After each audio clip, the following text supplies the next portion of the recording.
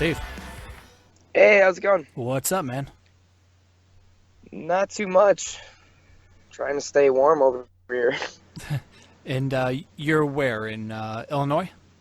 Yep, Chicago. Well, outside of Chicago. Nice. What's going on over there? I keep seeing a lot of snow. Yeah, that's pretty much it. It's just snow. Jesus Christ. How many inches so Polar far? vortex is here. I couldn't even tell you. Probably about 6, I'd say at least. Okay, so it's enough to cause havoc on the roads and whatnot. Yeah, like it would shut down the South for sure. Well, yeah, you've seen those pictures where I think it was like Atlanta, like the major highway in Atlanta, everything was shut down when there's like a little blanket of snow on it. Yeah, they all freak out immediately. It's kind of awesome. And kind of pathetic at the same time. Well, I mean, I hate it as soon as it's 80 degrees out, so I could definitely relate. But that's where I'm like the total opposite. Like, I don't care how hot it is. I mean, there's always air conditioning. That's great. I hate it when it's like 0 or like 5 degrees out and you're like, okay, I got to walk through this. Yeah, that's kind of, yeah. Yeah. 30 degrees for me is like, that's still manageable. Then any less, and it's just like your teeth are just clenched the whole time. It's miserable. Yeah, really. And then there's always like a 10-mile-an-hour wind going right into your face too. Oh, it's great. Yeah. Oh yeah. I was actually just looking up today, pretty much the whole day at work, skyscraper videos of like these the old school iron workers back in the 30s, and how crazy. Like even in the 70s, when they put up the Sears Tower. Like, wow, that had to have, just the wind alone. Oh, yeah, absolutely. It must have been wild. Yeah, and then you see those pictures. Do you ever see that old school picture back in, I think it was like a New York skyscraper, where they're all eating lunch and they're like 70 feet off the ground? That was the one that sparked me to like go check it out. I was like, oh my God, like my stomach was turning just from looking at it. Oh, Jesus Christ. I am not a heights person by any means. Oh, dude, and don't look at these Russian teenagers that like go on like a fucking unicycle and like skate around like the edge of like a building like 150 stories off the ground. It's hilarious you say that, because I went on like the deepest rabbit hole today. Of course. and of course that was like the first thing I saw, is check out the crazy Russians atop these huge buildings, and it's just like, oh my God, how are you doing that? I know. But the photographs they get are like amazing. Oh, absolutely, yeah. But I mean, just like the GoPro footage is just nuts. It's like, all right, I'm gonna do a handstand. You're like, no, what are you doing? No. Yeah, I'm just like, let's not do that. Yeah. That's normally when I go and I find a different video. Yeah, really. But I wonder how many of them actually fell. Like, I honestly, I feel like if you're a person doing that type of stuff, you're generally not gonna fall. I know, but we never hear about like the falling. And I think that's it. If you're crazy enough to do it, you just kind of, that's not even. I feel like as soon as you're thinking like I could die right now, that's probably when you're gonna mess something up. Yeah. So that could be it. I mean, I feel like that would be all over the news if somebody fell off of a huge skyscraper. Yeah. So it's basically the same, like 5 Instagram accounts that like do all this ridiculous crap? Yeah, I guess so. I haven't looked into it that much, but I probably will now. Yeah, you're welcome. Yeah, thank you for entertainment. Jesus Christ. So let's get into a little bit of music, shall we? Yeah, let's do it. All right. So you are the owner and engineer at SE Productions, and you also did the EP for Tanzan, right? Yep. Nice, man. How was that? I mean, I just briefly talked with the boys about it, and they said they had a great experience. So obviously you did something right. Yeah, well, that's good to hear. I mean, it was kind of weird. I'd only really done a project on my own 100% once before that. And that just so happened to be like a friend's EP that kind of, they trusted me and let me do it. But when I got Tanzan, it was actually a good friend of mine, Kevin Singleton, and he's made a big name for himself in the city of Chicago with helping out local bands and his own bands. Mm-hmm. But he actually kind of, gave them the reference, hey, check him out. and I had them over and we talked things over, and pretty much after I heard their songs, I was like, whatever we need to do to make you guys come in here and let me kind of work on these songs with you and develop them a bit more. Yeah. Let's do it. We made it happen, and it was a bit of a long process. It was a learning process for both of us, but I really enjoyed the results we got out of it. Yeah, absolutely. So did they know that you were very, I guess, inexperienced at what you were doing? Well, that's the thing is they pretty much heard my work, and I did a proof of concept mix for them where they sent over a demo that they had been working on themselves. Mm-hmm. And I did a mix of it to just let them hear what my kind of my sound is. Yeah. And then I did an altered mix where I kind of rearranged the song a bit, added some new drum parts, just tweak things here and there to what I felt was maybe a little bit more appropriate, maybe something they didn't think of at first. And they loved it. And they were like, yeah, let's pretty much after that is when I feel they trusted me to like actually do the record. Yeah, that is kind of crazy when like they're still a local band, but like they're getting a pretty big following here and there, and then they just went, okay, you know what? I'll give this kid a shot, and you actually got to take the reins of it. Yeah, it was.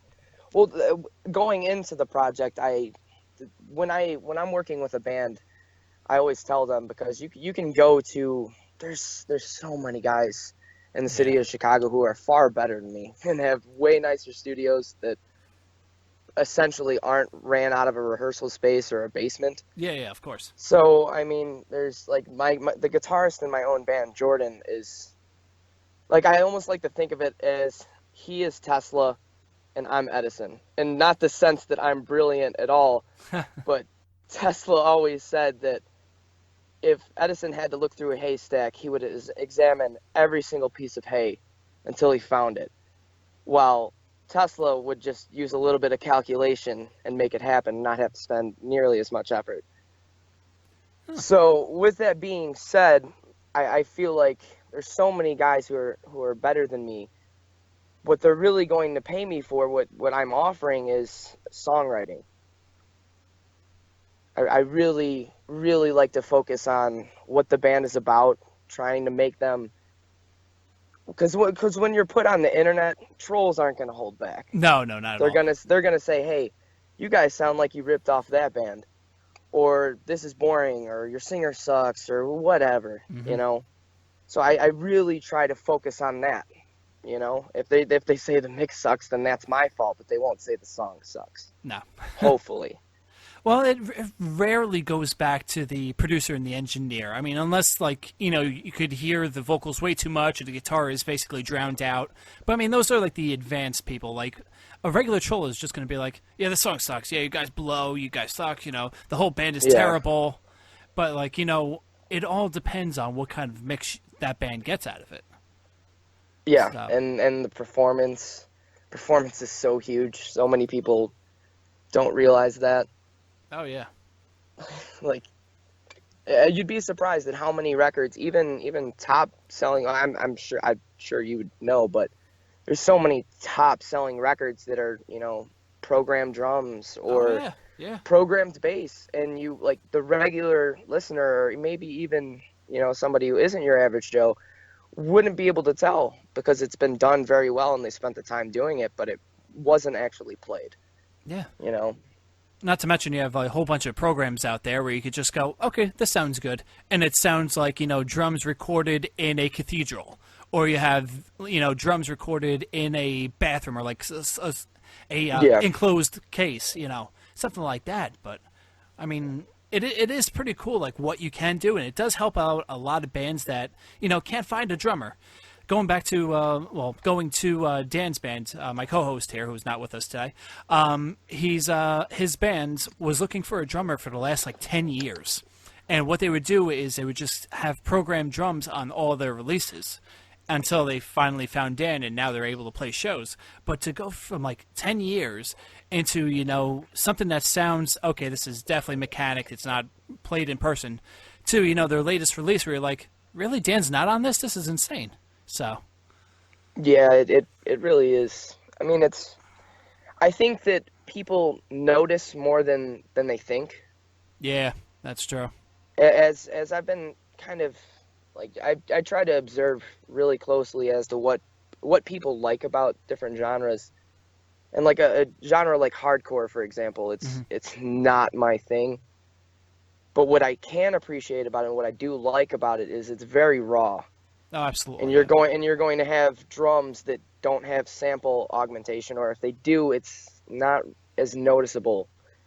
And things are going to get really sloppy, but for some, I think that's what people like about it. So they're like, oh, I can hear this guy, and he kind of, I can play that. It's Yeah. not some, math rock thing where it's heavily edited and, you know, Exactly. And it's usually like two takes with these hardcore bands too. Like the ones that are just starting out, they're like, okay, let's put it to tape. Fuck it. Oh, we screwed up there. yeah, Whatever. It goes back to like which the is old school. kind of cool in itself. Yeah, oh, yeah, absolutely, man. It goes back to like the '70s with bands like Bad Brains.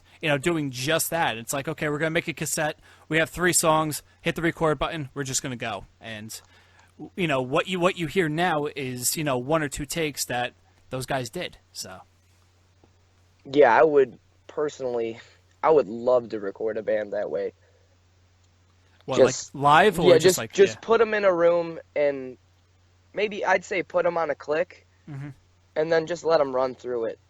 If we had to spot check later and maybe punch in a few things, that'd be fine. But really, I think that as soon as you start, chopping up parts, you take away that human element that in the end you're going to miss a huge market of people then. Yeah, absolutely.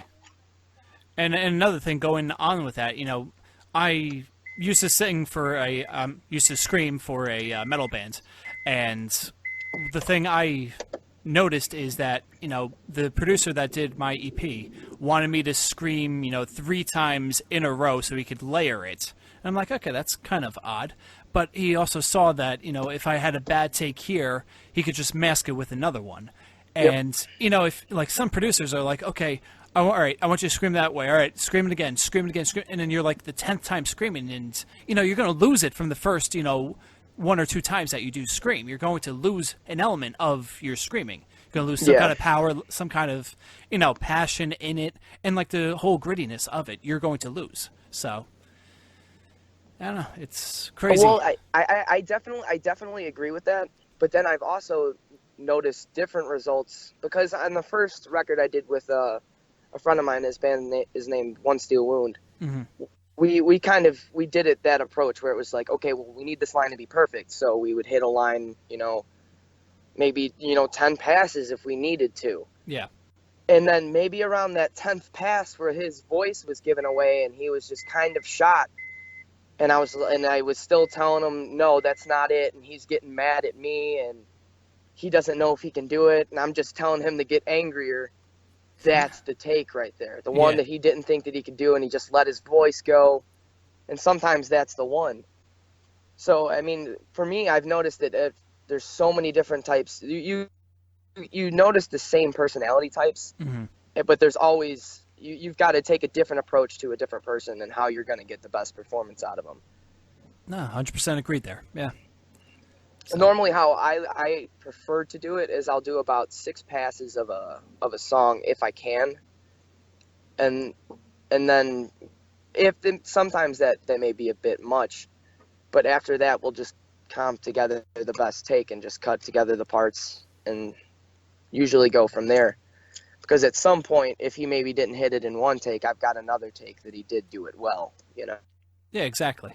And that's the beauty part of it's the beauty part of just being able to, imagine if we were doing this in the days of like tape, where you just had to go up and then you had to, cut it at a certain point and then splice everything together.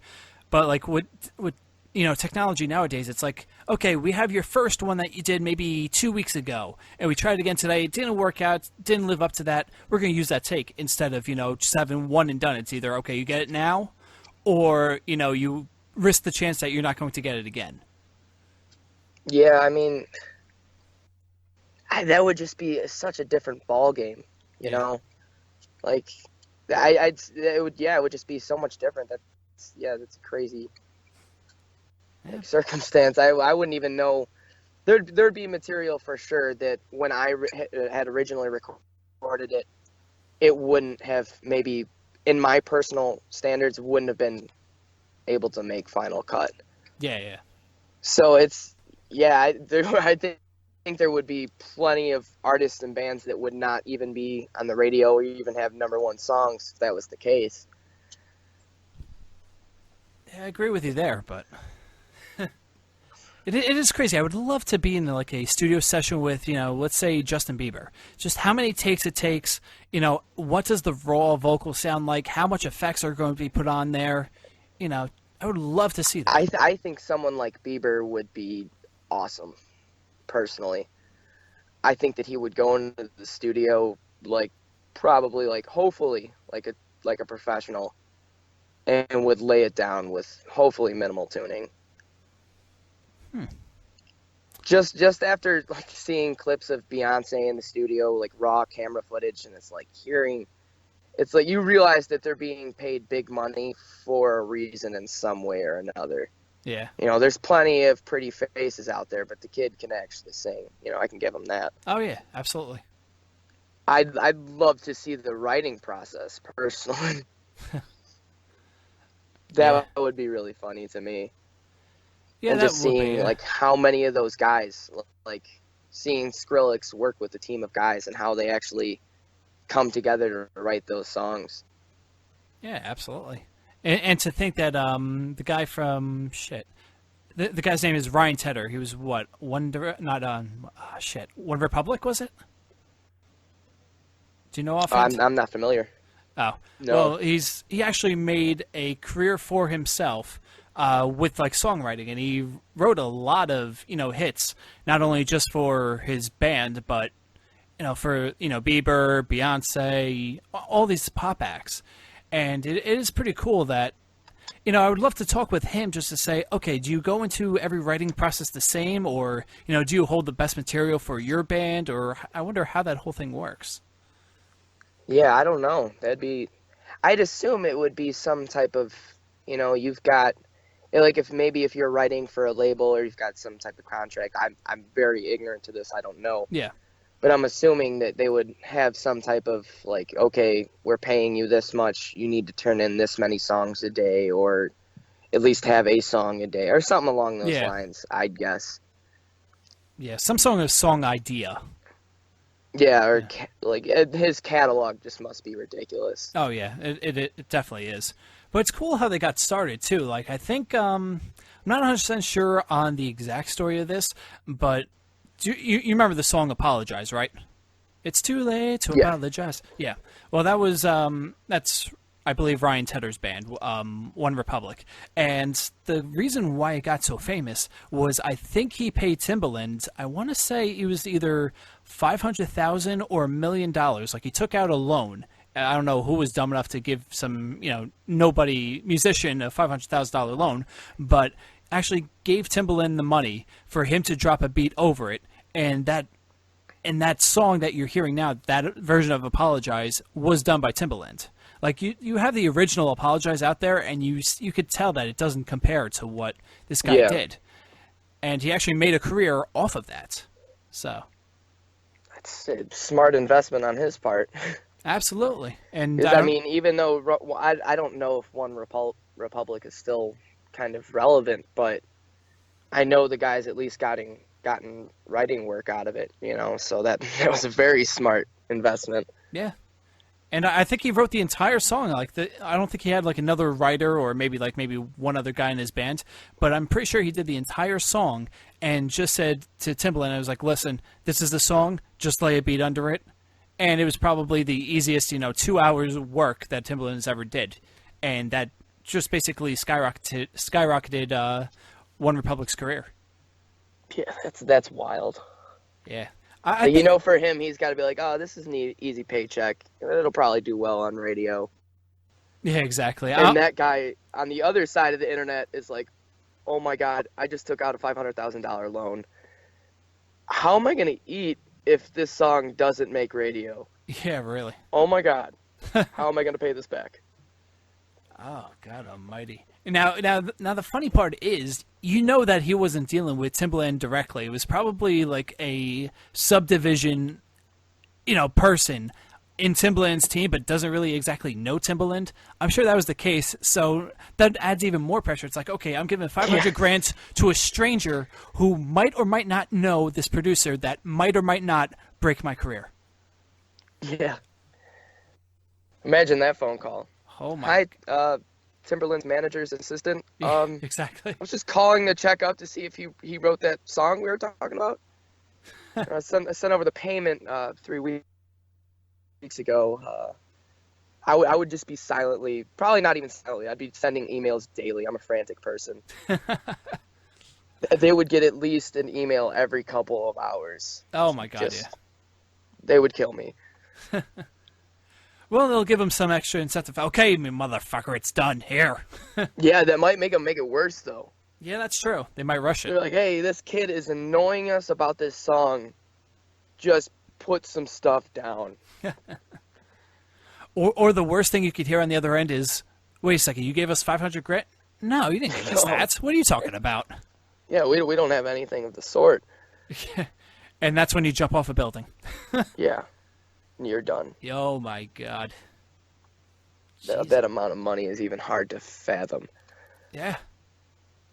But I mean, he basically paid his costs. He said, hey, listen, you know what? This is what I want. You're the man for it. Do your best. I trust you. But I mean, I've heard of a couple bands that I can pretty sure say that that's essentially how they got signed. Is they just put up the big money to have a song written by somebody with them, or have a producer produce one song. And then if that producer likes them, he makes a phone call. And that phone call is very well received usually. Yeah, exactly. So, yeah, I mean, that for me, I feel like that's really what makes or breaks a lot of local bands is how much you're willing to invest in your product and how much you believe in it. Because if they don't see you investing in your product, then they aren't going to invest in your product. There's no point. It's like, okay, we've got a demo. Listen to this great idea. It's not the 70s anymore. I wish it was. Yeah. Because there'd be better music and it'd be less limited, Mm-hmm. But yeah, it's not the way of the game anymore, unfortunately. Yeah, I mean, the next biggest thing in 5 or 10 years could just be sitting in his basement just creating random beats, and one of them might catch on out of thousands that this person's creating. I really see that being the way this kind of moves, because in a sense, if from what I've been gathering and listening to radio is you still got the same regurgitated stuff, of course, but if you get like a breakout band nowadays, like a band that I am in love with is the 1975. And it's just because they took something that was already, they're pretty much an 80s pop band. Mm-hmm. But they reinvented it, repackaged it, and now kids nowadays are like, oh, they're this cool band. They're actually a band that plays pop music, or they play a gospel song or like an old Bowie type rock song. Yeah. And they love that. And, like, the parents are like, oh, I like this because it reminds me of my music. So I really see it moving towards music and art with substance. People are going to start paying, like, torrent, LimeWire, all that's just dying. People are going to be forced to pay for the art that they want to hear. And when they're forced to pay for it, they're not going to want to pick up garbage, or anything with filler. Exactly, yeah. Because, I mean, if you go back to albums that came out in, let's say, the late 90s or early 2000s, where it was, like, focused around, like, a one-hit wonder band, and you had that one track on there, but it also came with, like, 11 or 12 more songs, that album was more or less going to be platinum, while the other 11 songs were complete duds. Yeah. And I think that kind of helped move along or start the whole single mentality. Yeah. If people like, oh, I like this band for this song. I remember having a conversation with somebody, and they're like, yeah, people don't listen to records like they used to back in the days. And they started telling me, like, you would listen to this record, and it took you on a journey. And for me, the first record that I actually sat down and listened to top to bottom, like really, and like actually listened to it like that, was a band called Periphery with their record Juggernaut. I was a diehard fan from their first record. But that record was the record where I actually sat down, didn't skip to maybe the middle of the album so I can hear the track that I knew I wanted to hear first and then go back. I just sat there and listened to it and read the lyrics and was like, after that, every month on iTunes, I spend at least $50. It's kind of sad because I'll just go on a music buying spree and then listen to the album. Because it's such a better experience for me, especially after working on albums myself, because I know that down to the spacing between each song, it's all thought out, like how they want you to feel is very intentional, whether you know it or not. Yeah, absolutely. Even if the band didn't know how they wanted to make you feel, somebody in that room working on it knew where it was going, or at least knew where they wanted it to go. Yeah, and it was all about figuring it out on how to get there. And once they did, they put together a great album, and, now Periphery is up for a Grammy, I believe. That is amazing to me.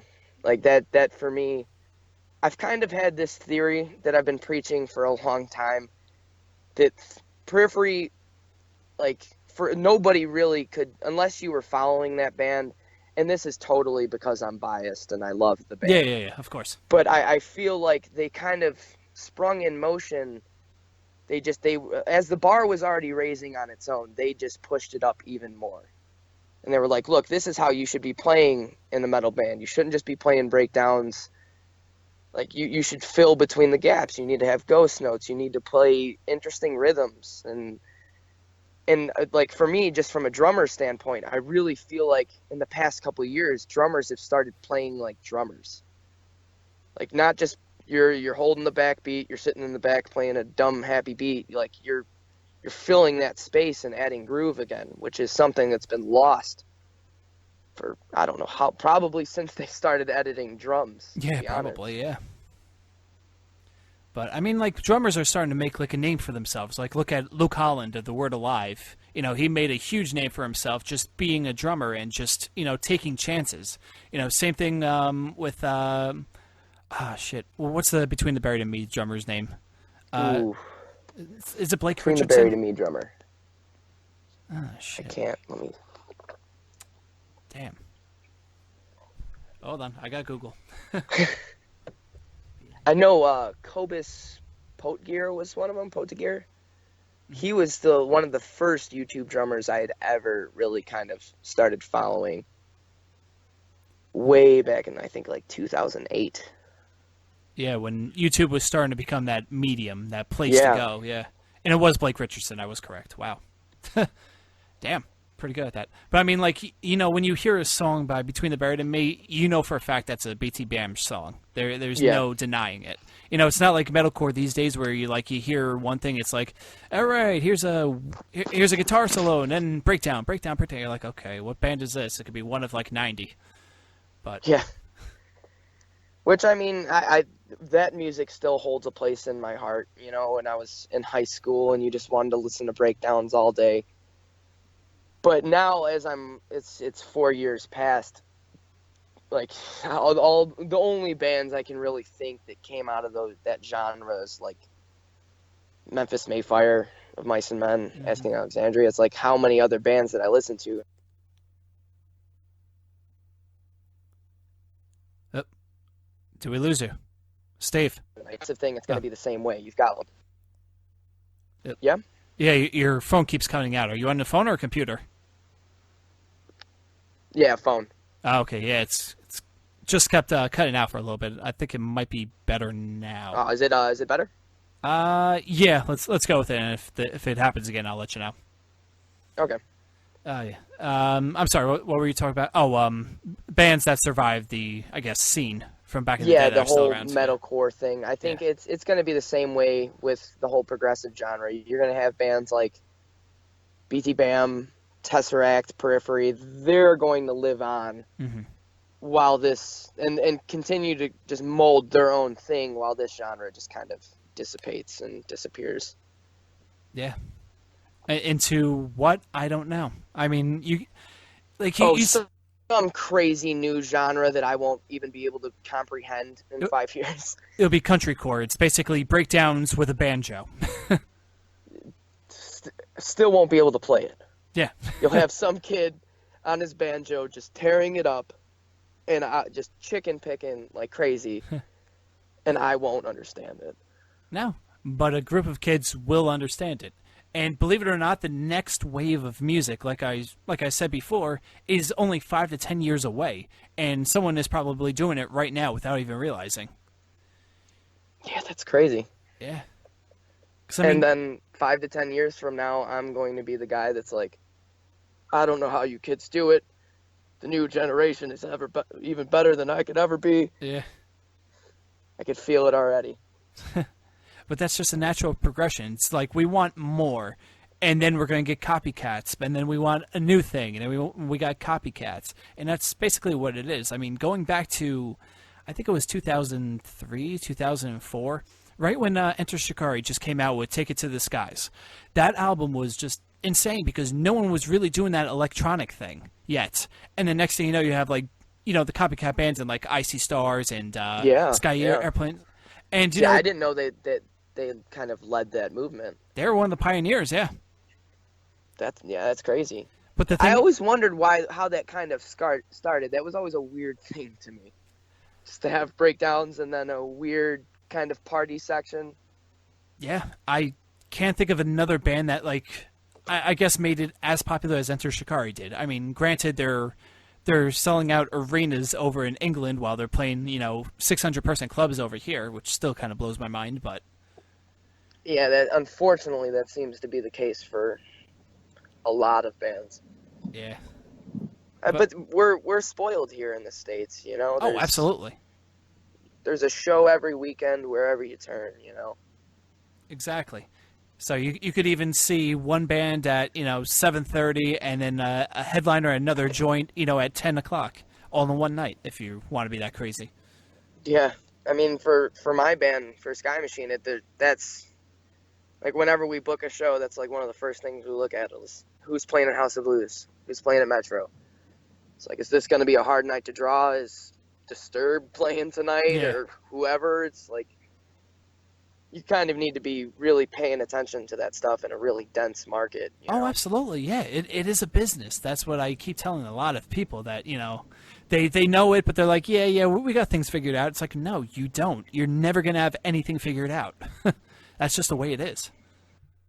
Yeah, you're never going to get it. No. You just, I feel like you need to operate in good faith and you need to treat people well. Because it's something I've been doing the whole band thing since I was about 14. Mm-hmm.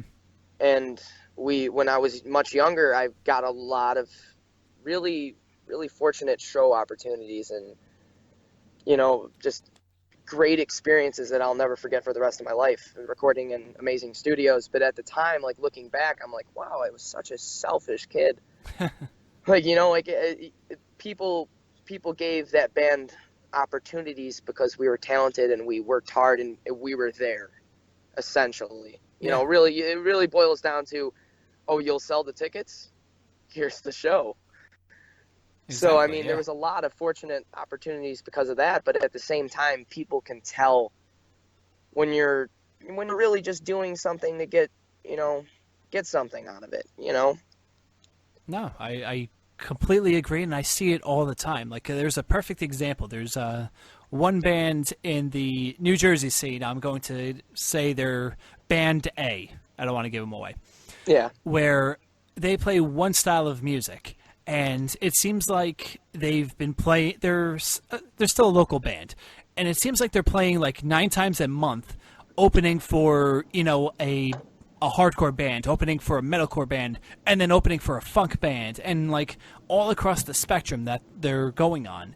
And they're selling tickets to the same people over and over and over again. It's like, Yeah. that well is going to dry up. You need to expand into new markets. Like, if you're big in New Jersey, that's great. But if you're nothing in New York, then what's the purpose? So. Yeah, I mean, I've been starting to look at it as those bands. Like, I kind of took about a year off, 2 years off between really doing anything with music. I mean, I only really took about eight months off from one band to join Sky Machine. Mm-hmm. But Sky Machine was also kind of stagnant for a bit. But from that time of being off, I feel like now is really, like, I'm really back up in it. I'm reaching out to people. I'm trying to get myself known to an extent. And there's so many people that have just kind of disappeared that were, prominent people when I was last playing that I would reach out to for shows, but now they're gone. Yeah. Just because they didn't stick it out. So I feel like a lot of those, they're just gonna, they're gonna end up doing their own thing. Yep. And then slowly fade away like everything else we've seen. Yeah. I mean, as far as you were saying, putting in the money and really, because you really got to invest in it. That's the unfortunate thing is so many people stick around here, Yeah. You really, but at the same time, it's like, well, why don't you just go and play Indiana or go and make a little Midwest tour? And they're like, okay, well, who are we going to go out with? Because we don't have any money to do so because we didn't plan ahead. Or they just go out on tour and they end up getting in a huge amount of debt because they didn't calculate how much it would cost to just live on the road. Yeah. So I think a lot of it's easier said than done. I mean, it's very easy to see how successful bands kind of make their start and try and model that. Mm-hmm. But for me, it's always been the little decisions and not compromising. Very easy to compromise. Yeah. Like they had all, Rick, my guitarist, and Jordan, who is also the other guitarist, and he Mm-hmm. records everything, and he's helped produce the record. And Ben, the singer, they were all in a previous band called 7 Day Sonnet, and they had been signed to a label. They went out and toured with Seven Dust, Adelita's Way, Sick Puppies. They actually had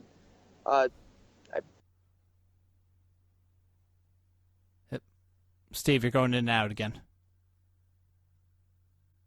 Oh, did we lose you? Steve. Okay, and we're back. Yeah, there we go. There we go. Crap. What were we talking about? I believe I was saying something about Sky Machine. Oh, I believe it was. Oh yeah, we were talking about the pretty much just bands rushing the decision-making process, yes, of course. and just in terms of where you're going to put your money. Yeah, those guys were in a band before Sky Machine called 7 Day Sonnet. Mm-hmm. And signed to a label. They went on tour with Seven Dust, Sick Puppies, Adelita's Way. Yeah. They were doing well. They had 2 songs on the radio, I believe, and things just didn't end up going very well, and it was a big mess. But so when Rick and Jordan decided they wanted to actually start a new project, when they brought me into the fold, it was a very nervous process, and even in terms of writing the music and how we wanted people to receive it. We did the majority of the recording at Jordan's place, but then we ended up going to Groove Master in the city at Johnny K's place. And he's done bands like Disturbed, Plain White Tees. Okay, yeah. You name it, they've probably come through there. And that was probably, if I wasn't already, I had already been recording bands at that point, but when I went there and I played in that room and recorded my drums there, it was a life-changing experience in terms of what I wanted to really do. I was convinced at that point that there was really nothing else, Yeah, but I hear you. in putting up the money to do that was, it was stressful, and we've dumped so much money into just our live show, getting an in-ear system going, just things that we knew if we needed to tour, if somebody called us up today, we would be ready to go, and we could hold up with any national band in terms of at least our setup and what we were bringing to the table. Yeah, and that's definitely needed in these days. You can't just be that local band opening up for national acts. You got to be just as good with your performance and equipment as some of these touring acts, and have something genuine to offer. Yeah, that's so. Because I feel like that's the moneymaker right there. Yeah. If you're just bringing out the same old thing that they've heard from countless other bands, sure, you may stick in their mind in the local scene. That band's got it together. They're doing really well. They sound good. But when you bring it on a national scale, it's going to get lost and forgotten, in my opinion. Yeah, definitely. I mean, you got to stand out, but you also have to be somewhat commercial and marketable all at the same time. Yeah. Or at least have something that's very what would I say the word is? Something like you said, very marketable. Yeah. You've got to have something there. Like we were talking about Periphery earlier. They already had that scene following them. Whatever Misha said was, held sacred. He used Axe Effects. Everyone followed. So then he had that pull of saying, hey, look, we can sell whatever product you want me to sell. You want me to sell coffee? Sure, my people will buy it. And they did. Yeah. I've actually been kicking it around myself. I think I want some of that coffee. I don't know why, but I do. Why not? They put out great stuff, so why not coffee? Of course they're not going to why wouldn't their coffee be bad? Exactly. Why would they slap their name that they've, marketed all around as basically a game changer and a trending artist? Why would they put something on like a Folgers type of coffee? Yeah. That's a good point. Yeah. So. And they just seem like the type of guys that would be coffee snobs to an extent, Yeah. Yeah, these beans right here, we got them from Peru, and we ground each and every one of them, in a certain way. Only on a Wednesday morning at 9:52 p.m. a.m. rather. Yeah, you can tell. I mean, whatever blows up your skirt, man. Yeah, man. Fuck it. Enter another market. Go for it. That's what you have to do. You have to strike while the iron's hot. Yeah. A lot of these band members are making a name for themselves, doing like drum lessons. Like I said before, Luke Holland is now a name, even though he's been in the Word Alive for countless years.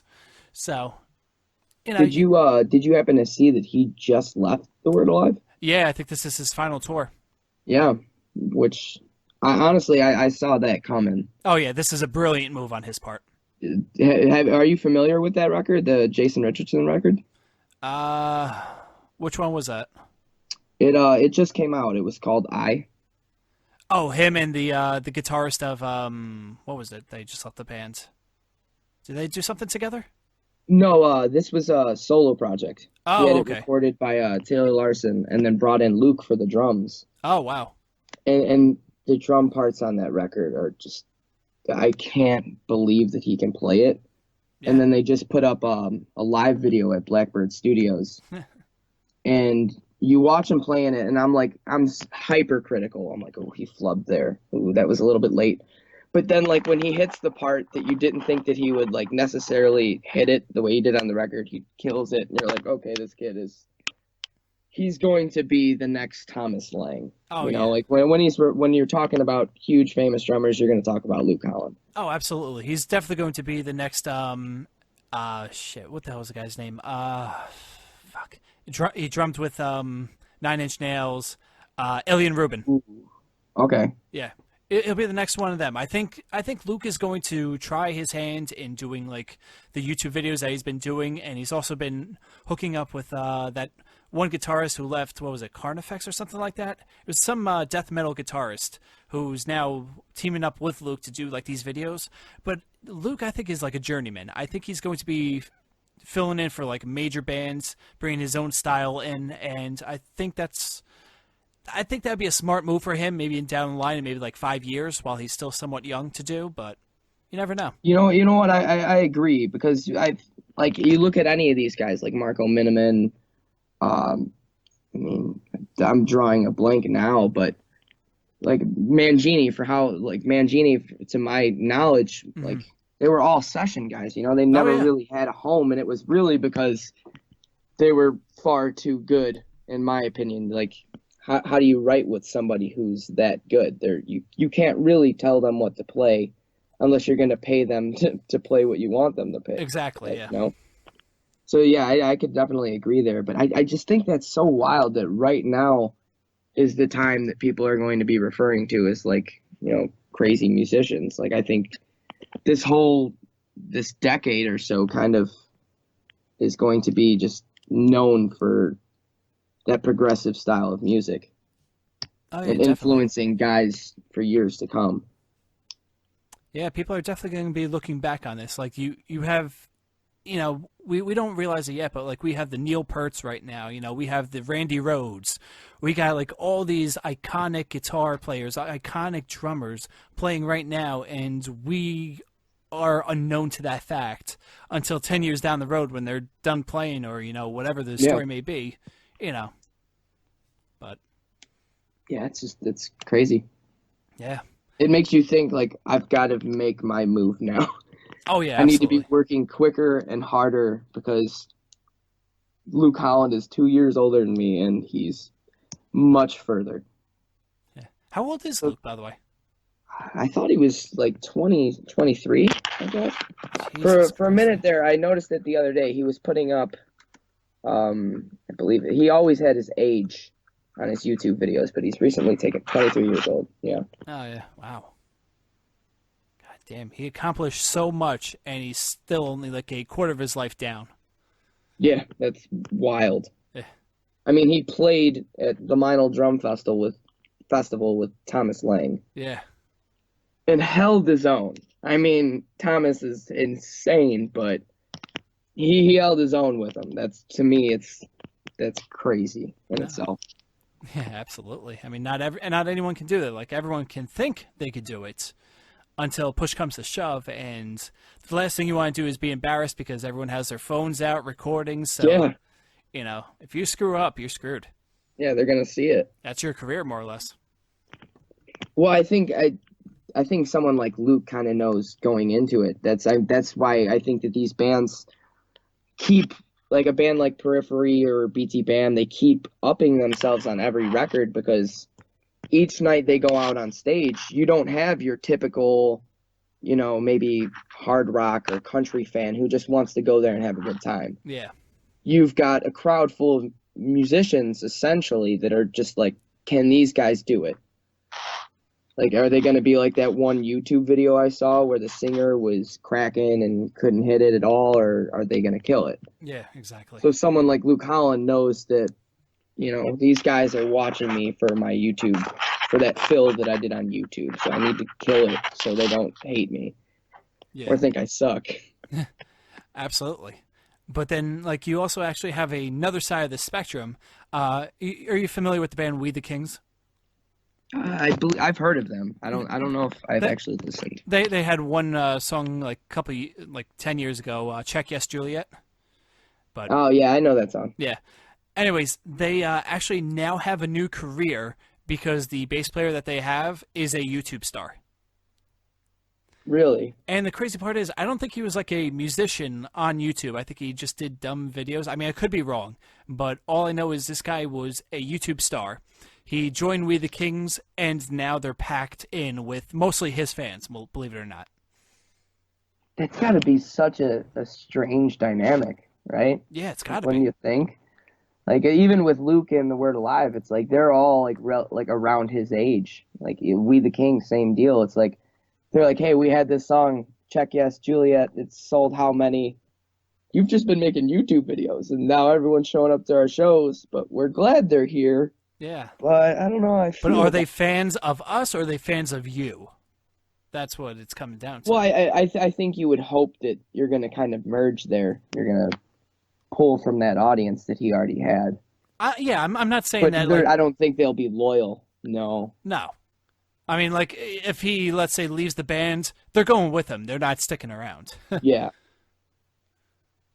But I mean, honestly, the thought of listening to The Word Alive without Luke Holland isn't very appealing to me. no, they're definitely going to Even break up. even even though I did enjoy the last record for what it was, part of why I enjoyed it so much was his playing. Yeah.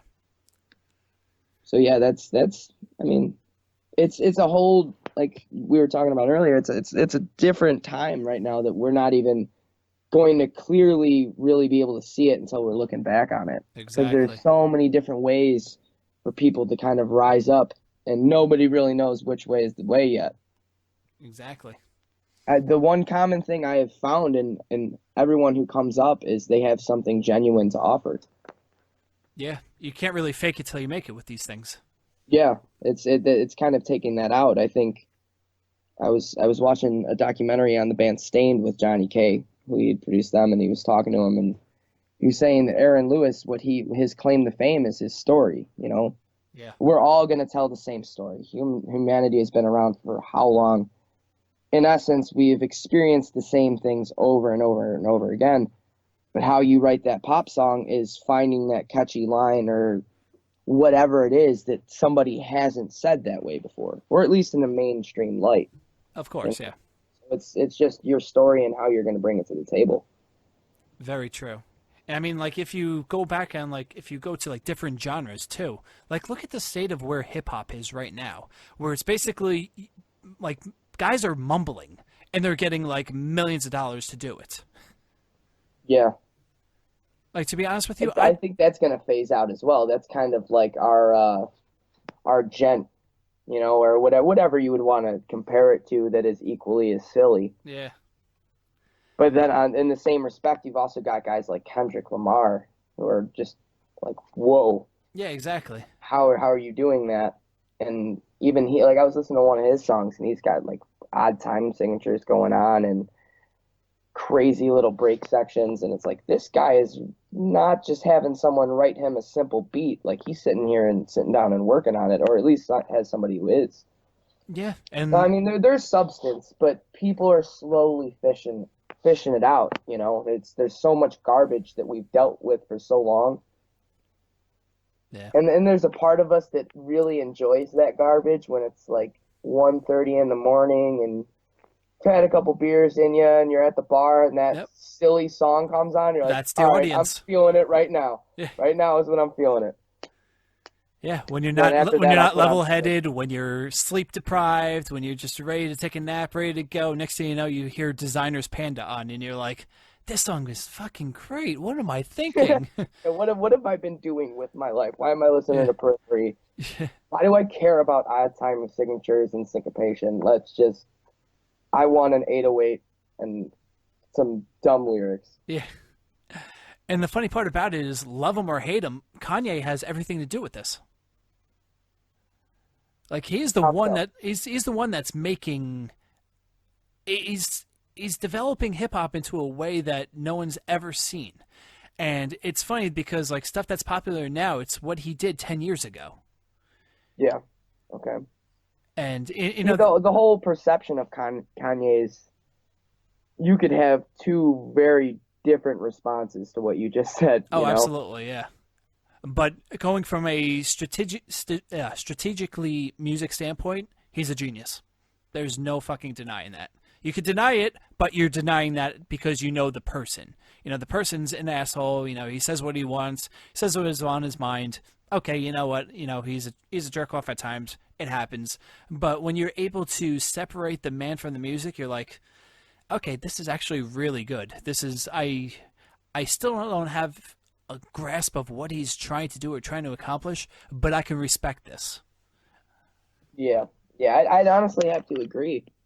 Because I'd say up until like this year, I hated Kanye. Just like, no, how could you call this guy a genius?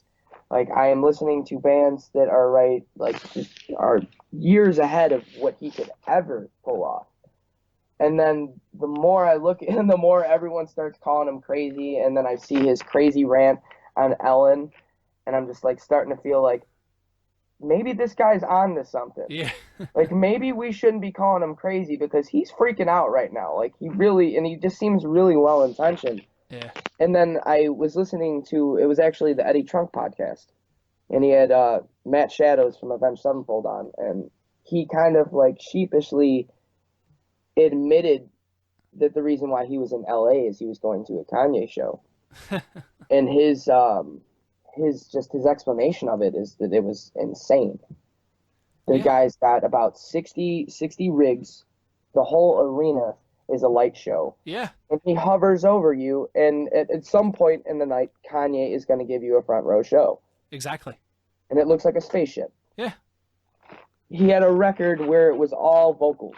Like, I can't deny that the guy is extremely talented. Yeah. He definitely is. He's an asshole, yes, but Yeah. there's something going in his brain. I wouldn't necessarily. He's an asshole, but I'm trying to be optimistic in it, in the sense that he is really just misunderstood. Oh, I 100% agree And with then when that. you have the media painting him in such a way, and he's like, "Hey, guys, I'm just trying to do good.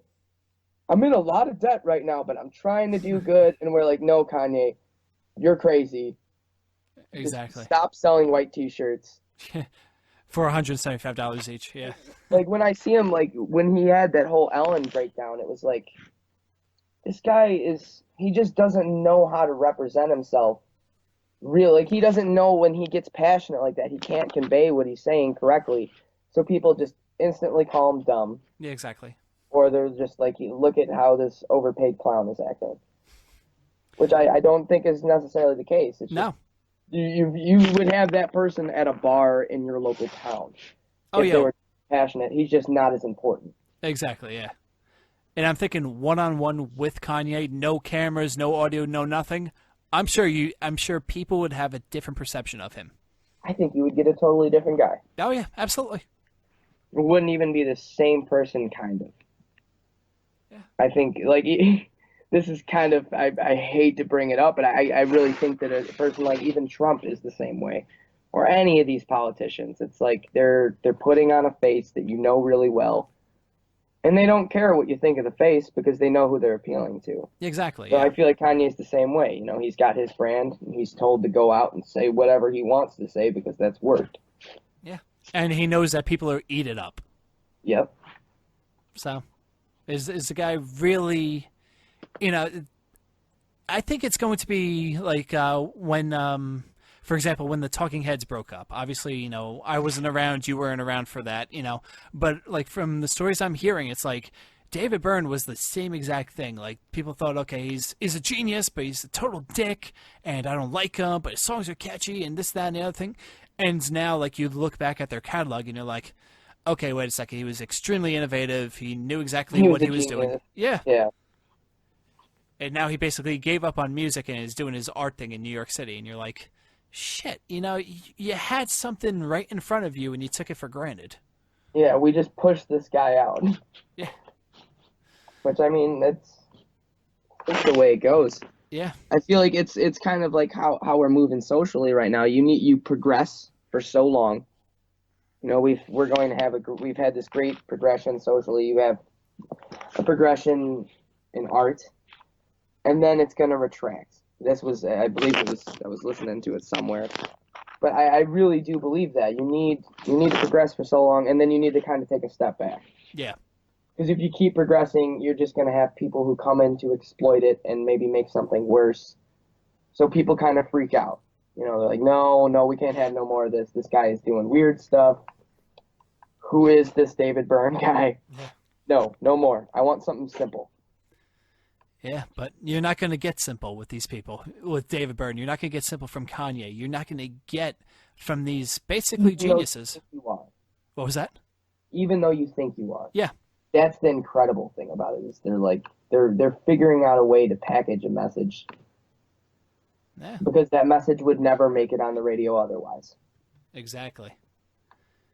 And then, like, if you go back to the 60s and you look at Brian Wilson, yes, half of them were on drugs, but, look at the whole Pet Sounds album, and he basically just, I love the backstory about that whole thing was, he listened to, I think it was... Who is Brian Williams? I'm not familiar. Brian Wilson of the Beach Brian Boys. Wilson? Yeah, of the Beach Boys. Yep. So the backstory goes, he heard the Beatles, I want to say Revolver or Rubber Soul, whatever that album was, that got extremely weird and turned the Beatles from a boy band to this extremely odd band. So Brian Wilson was like, you know what, I want to one up this, and brought in like orchestral, things, odd time signatures, you name it, he brought it in there and created something called Pet Sounds, which is basically revered as one of the top albums of all time. So he basically did that to spite Paul McCartney for all of his writing and stuff like that.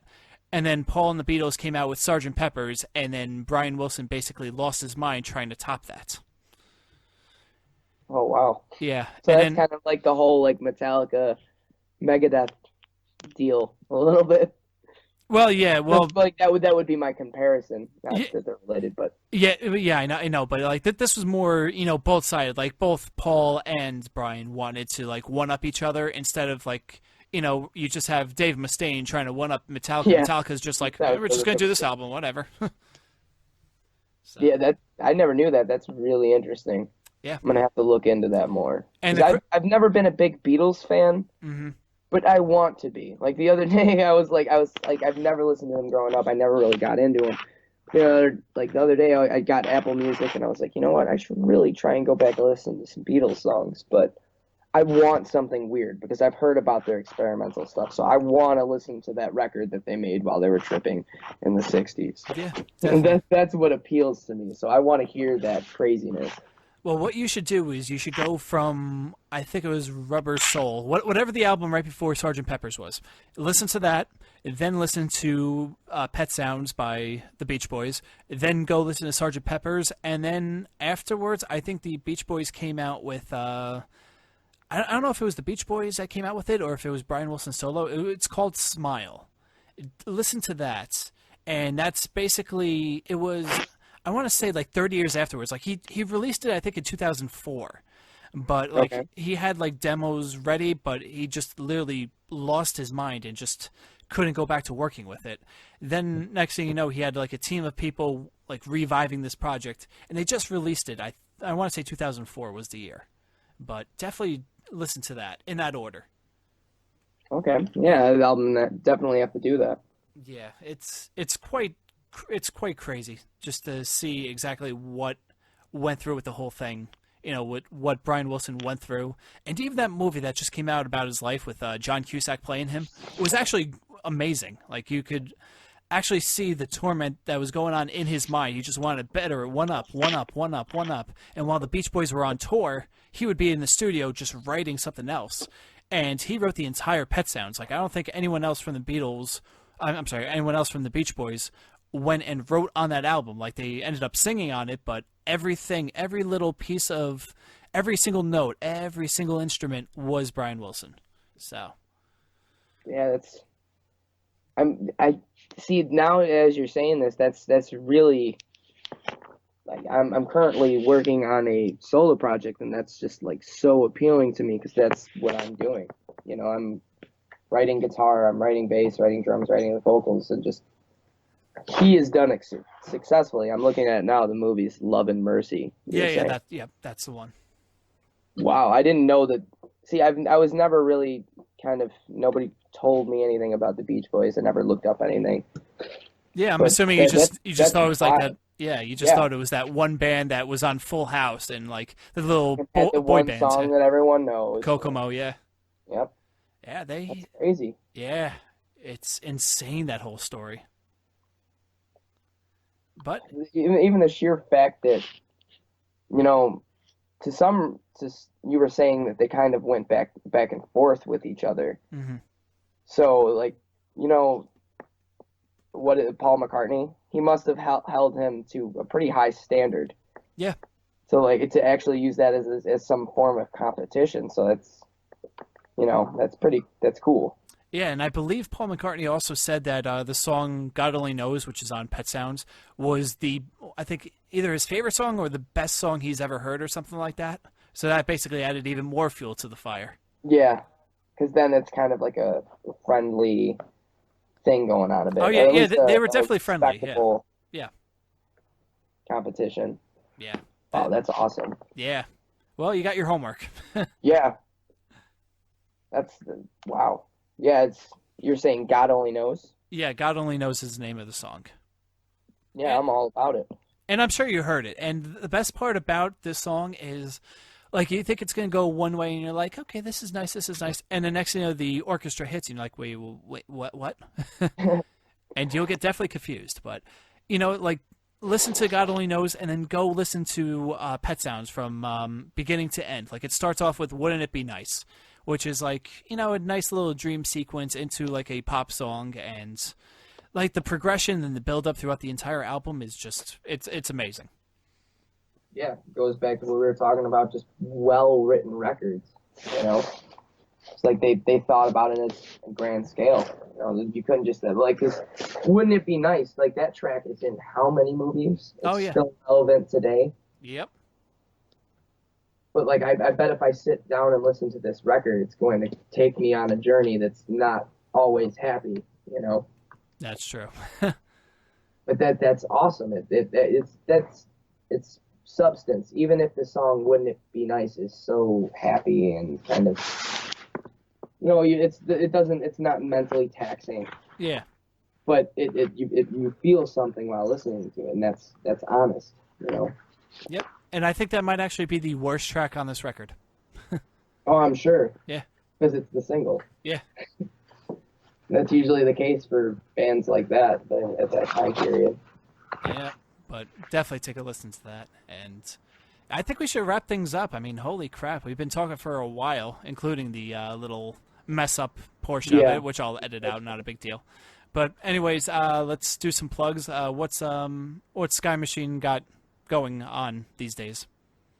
Right now, we're finishing up our record. Okay. We're writing vocals. Pretty much me, and for the last couple songs, my vocalist and I have kind of just been set with the task of finishing them, getting them ready I'm not sure if we're going to hire the producers that we had. We had Daniel and Matt Doherty, Daniel Saucedo. Mm-hmm. We had them come in to help with the EP. So I'm not sure. I believe the plan was that we were going to work with them again. It was a great time. But other than that, we're going to finish the record. Okay. And that'll be so relieving in itself. And then probably just looking forward to shows in the new year. Sounds good. So we got that, and let's see what else we got. You could follow or like Sky Machine on Facebook, facebook.com/Sky Machine Official. Is there a dot after machine and then official? Yeah, I believe so. Okay, so we got that. You guys are also on the Twitter, on the Instagram, I'm assuming. I don't have the links right up in front of me as of right now, but you guys have some songs out which you could listen to. You also have was it the Liar video up? Yeah, we've got a video up for Liar. We've got the whole Balance EP streaming on YouTube. Oh, it's all pretty. We tried to make it pretty accessible for our first release. We don't want it to be hard for people to go on and listen to our music. So I hear you there. All right. Like always, we usually close out each interview with a song from the artist we're listening to. Which song should we play out? I believe it was Rome is Burning. Yep, Rome is Burning. That's the one I got. Let's do it. Awesome. All right, Steve, that was one hell of an interview. Thank you so much, man. Thank you. All right, have a good night. You too. All right.